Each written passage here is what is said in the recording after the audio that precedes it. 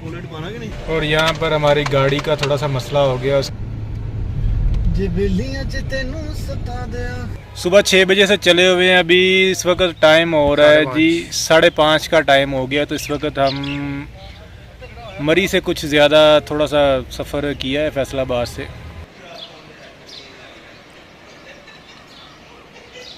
कल का सफ़र कोई इतना ख़ास नहीं गुजरा। अच्छा, बस टाइम ही ज़ाया हुआ है।